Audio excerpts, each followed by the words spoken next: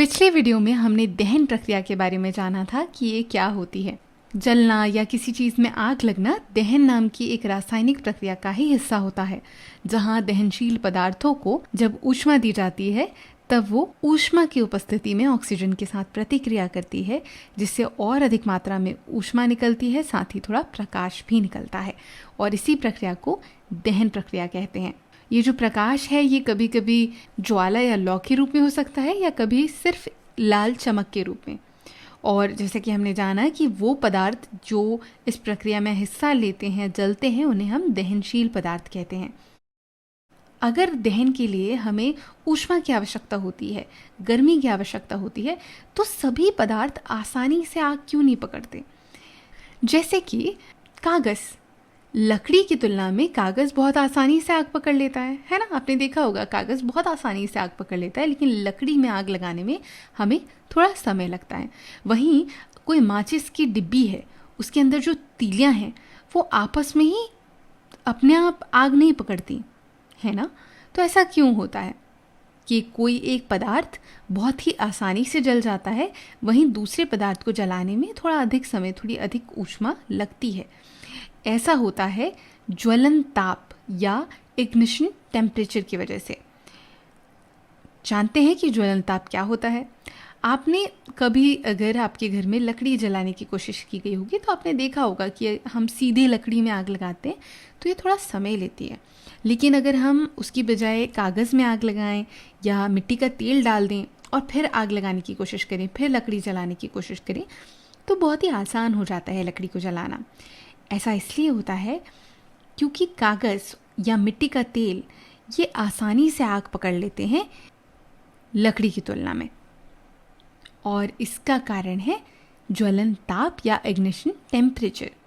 ज्वलन ताप का अर्थ होता है वो सबसे न्यूनतम तापमान जिस पर कोई भी पदार्थ जलने लगता है या आग पकड़ लेता है। तो अगर हम कहते हैं कि भाई कागज़ का ज्वलन ताप लकड़ी की तुलना में कम है, तो उसका मतलब होता है कि कागज़ आसानी से आग पकड़ लेता है या कम तापमान पर आग पकड़ लेता है, जबकि लकड़ी को थोड़ी अधिक ऊष्मा की ज़रूरत पड़ती है आग पकड़ने के लिए या जलने के लिए।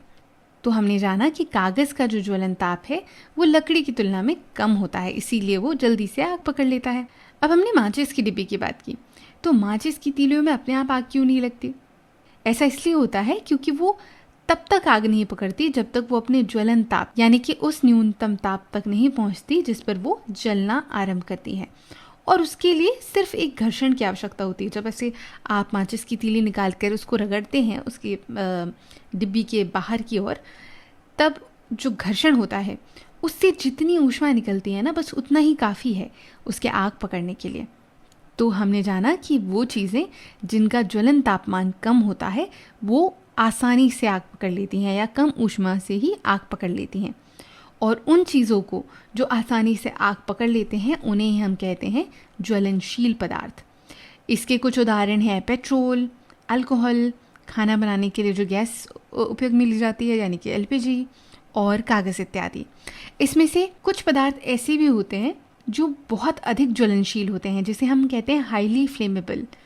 इनका ज्वलन ताप बहुत ही कम होता है। इसका मतलब ये है कि एक बहुत हल्की सी चिंगारी भी अगर लग जाए ना तो उससे भी इनमें आग लग सकती है। इन चीज़ों के उदाहरण में हम देखेंगे कि लिक्विड हाइड्रोजन या द्रव हाइड्रोजन जो होता है वो बहुत ही ज़्यादा ज्वलनशील होता है। तो अगली बार अगर आप किसी चीज़ में जल्दी से आग लगते हुए देखेंगे तो आपको ये पता चल जाएगा कि उस वस्तु का ज्वलन ताप बहुत कम है।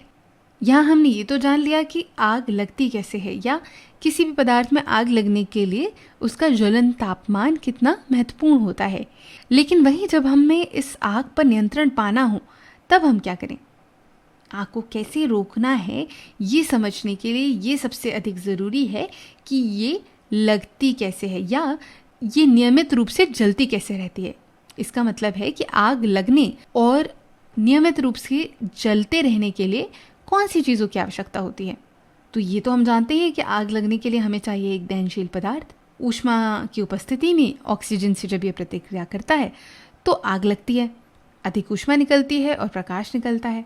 अब चूंकि आग तो लग चुकी है, अब इस आग को जलते रहने के लिए 3 चीज़ों की आवश्यकता होती है। वो ऊष्मा जो हमने इसे दी यानी कि हीट, ईंधन या फ्यूल यानी कि वो पदार्थ जो कि जल रहा है, और हवा से हम लेते हैं ऑक्सीजन जिससे प्रतिक्रिया करके ईंधन जल रहा है। इन तीनों चीज़ों को, जिसकी वजह से जलती हुई आग नियमित रूप से जलती रहती है, उसे कहते हैं अग्नि त्रिकोण या फिर फायर ट्रायंगल। अग्नि त्रिकोण विज्ञान की एक ऐसी अवधारणा है जो हमें उन 3 ज़रूरी चीज़ों को समझने में मदद करती है जिनसे हम आग को शुरू कर सकते हैं और उसे जलाए रख सकते हैं, जो कि हैं ऊष्मा, ईंधन और ऑक्सीजन।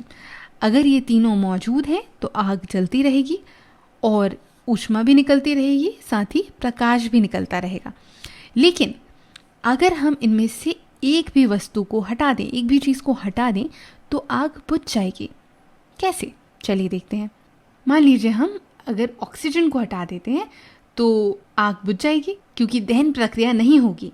अब अगर हम ऊष्मा को हटा दें तब भी आग बुझ जाएगी। और वहीं अगर जो हम दहनशील पदार्थ इस्तेमाल कर रहे हैं या ईंधन इस्तेमाल कर रहे हैं उसे हटा दें तो भी आग बुझ जाएगी क्योंकि जलने के लिए कुछ होगा ही नहीं, है ना। तो यही वो तरीका है, यही वो तरकीब है जिसका इस्तेमाल अग्निशमन कर्मचारी या फिर फायर फाइटर्स आग बुझाने के लिए करते हैं। वो पता लगाते हैं कि अग्नि त्रिकोण में से कौन सी ऐसी चीज़ है, कौन सा वो हिस्सा है जिसे अगर वो हटा सकें तो आग बुझ जाएगी। और इसके अलावा भी कुछ अलग अलग तरीके होते हैं उनके पास आग को बुझाने के, जैसे कि पानी। तो आग पर नियंत्रण पाने के लिए पानी का किस तरह से प्रयोग किया जाता है? तो जब भी किसी इमारत में आग लगती है तो ये फायर फाइटर्स या अग्निशमन कर्मचारी क्या करते हैं? वो हर जगह पर पानी का छिड़काव करते हैं। पानी 2 तरह से हमारी मदद करता है। पहले तो ये ऊष्मा को दूर करता है, जिससे अगर ऊष्मा हट जाएगी तो आग बुझ जाएगी। दूसरा, ये जो ज्वाला है और जो ईंधन है, जो चीज़ जल रही है, उस पर फैल जाता है और इससे वो हवा से या ऑक्सीजन से इसको दूर कर देता है। जब ऑक्सीजन की आपूर्ति कट जाती है तो आग अपने आप बुझ जाती है। तो अग्नि त्रिकोण में से 2 चीज़ों को ये हटा देता है। एक तो ऑक्सीजन को दूर कर देता है, साथ ही ऊष्मा को हटा देता है, जिससे आग आसानी से बुझ जाती है। इसीलिए आग बुझाने में पानी सबसे ज़्यादा प्रभावी होता है। तो इस वीडियो में हमने जाना कि कोई भी पदार्थ तब आग पकड़ता है जब वो अपने ज्वलन ताप पर पहुंच जाता है। और ज्वलन ताप क्या होता है? ज्वलन ताप वो न्यूनतम तापमान होता है जिस पे कोई भी वस्तु चलती है। हर वस्तु के लिए अपना ज्वलन ताप अलग अलग होता है, जैसे कि पेट्रोल, कागज़ या अल्कोहल जैसे पदार्थों का ज्वलन ताप बहुत कम होता है। इसी कारण से वो बहुत आसानी से आग पकड़ लेते हैं। हमने ये भी जाना कि आग को शुरू करने के लिए, आग लगाने के लिए और उसको जलाए रखने के लिए हमें 3 चीज़ों की आवश्यकता होती है: ऊष्मा, ईंधन और ऑक्सीजन। और इन तीनों को मिलाकर कहा जाता है अग्नि त्रिकोण। जब भी आग लगती है तो अग्निशमन कर्मचारी या फायर फाइटर्स इन तीनों में से किसी एक चीज़ को हटाने की कोशिश करते हैं जिससे आग बुझ जाए। या तो वो ऊष्मा को हटाते हैं या ऑक्सीजन को हटाते हैं या फिर ईंधन को हटा देते हैं। और आमतौर पर इसके लिए पानी का इस्तेमाल किया जाता है। आग कैसे लगती है और कैसे लगे रहती है, इससे जुड़े विज्ञान को जानना हमारे लिए बहुत महत्वपूर्ण है, क्योंकि इसकी जानकारी होने से हम अपने आप को और अपने आसपास के लोगों को सुरक्षित रख सकते हैं।